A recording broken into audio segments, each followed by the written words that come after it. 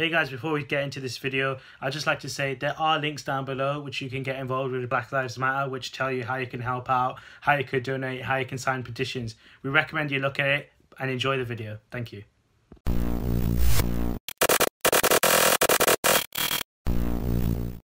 Hi guys, it's Ahmed back from WDSportz doing another On The Spot. I know I haven't done one of these in a long time.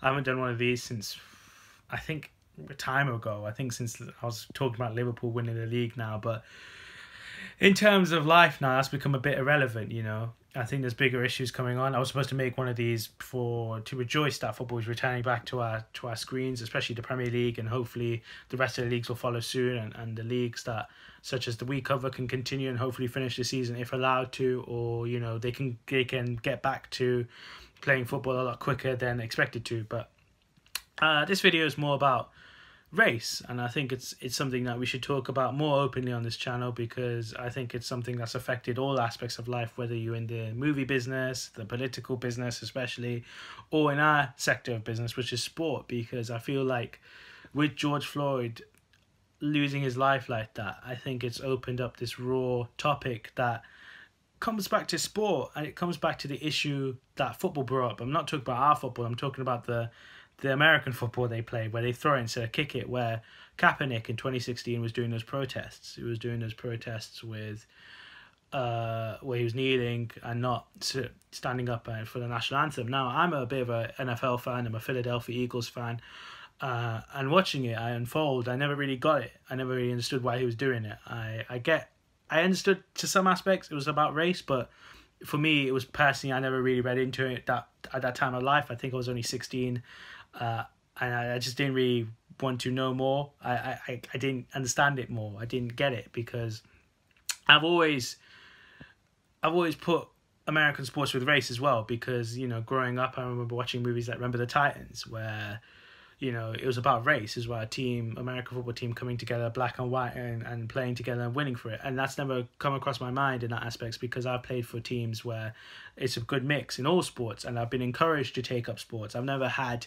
anyone go, well, you're from a brown descent, you should be playing this sport, you should be sticking to cricket. I've never had that in my life, and I'm grateful I've never had that. You know, I was encouraged to play any sport I wanted to, whether it was my parents, whether it was my friends, whether it was my peers, whether it was people involved in the sport itself. I always had positive encouragement. I'm always grateful for that. But in America, it's always been different. I think it's always been, well, we're white, you know, we set the rules and you have to obey. And I think that's what Kaepernick was trying to fight against. You know, he was trying to show that there's injustice in the system, and it's unfair to black Americans, and it's unfair to their people themselves who are being targeted by police, by authorities, by, you know, people of power who are supposed to protect, ironically, who were fighting against it. And, you know, the media did not help Kaepernick in any way.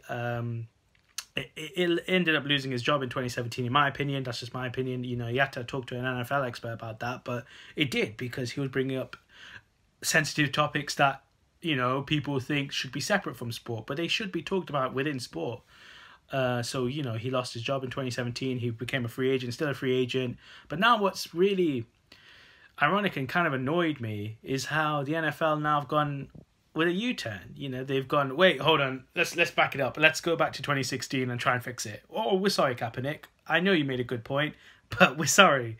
You know, well, now, because of all the social media and all the pressure we're putting on, and you know, I'll get into social media, but for people who are posting stuff and going to protest, keep it up, because you as an individual are changing the world so much. You're signing a petition, okay, you may not think it may make a big difference, but you are joining the battle against racism. I mean, it's absolutely staggering to me that Michael Jordan has to put so much money towards fighting racism when he could put that money to good use. I'm not saying it's not put to good use, but it's to a fact that racism is so simple. It's just, you know, there's only one race, and that's the human race. Just love, learn to accept each other. Now, American athletes, I always associate LeBron James, Serena Williams, Michael Jordan, Kobe Bryant, rest in peace, players like, and athletes like that. And they're African American, and they're at the top of their game, and they bring it to other levels. And for America, we had that when the owner of a NBA team, I can't remember now because I'm doing this video scripted, came out with racist comments. And You know, I laughed. I was thinking, what the hell? This guy's come out with this stuff when, you know, he owns an NBA franchise which most of his best players are African American, and he thinks like this. This is crazy. And this brings back to my main point, where I want to see more officials in football myself and in other sports talk about it more openly. I want to see people, perhaps like the FA, perhaps do more. I want to see them trying to put education systems in, you know, trying to make sure everyone feels accepted, whether you're a fan, a footballer, or an official. You know, regardless of race, you should feel loved and love your sport. It shouldn't have an impact on you. It shouldn't. We saw this with Raheem Sterling, where Raheem Sterling just was absolutely, you know, absolutely, I'm lost for words here, absolutely just targeted by the media. Anything he did, he could do no right. I remember reading an article where they were atting him for having breakfast. For Pete's sake. And again, Raheem Sterling brought this to, you know, to forefront and said, why are you having a go at me? And it brought so much light that needed to be shown on such a sensitive topic. And I'm glad he did that, honestly. And I'm a Man United fan. I hate Raheem Sterling. But when he did that, I found respect for him. You know, and that's the main thing in sport.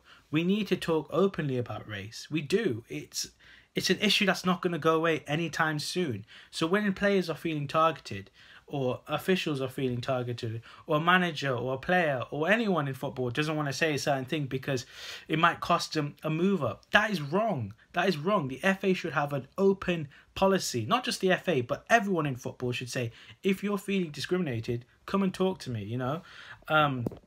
Don't feel scared to come out and speak up against it. And that's why I'm making this video today, because again, I feel like in sport, it's such a weird topic, racism. It shouldn't exist, because especially in games where you work as a team, you know that you're working towards a goal, regardless of your race. You're on that field to do a job, and regardless of what your teammate is, or regardless of what the opposition is, there's respect there.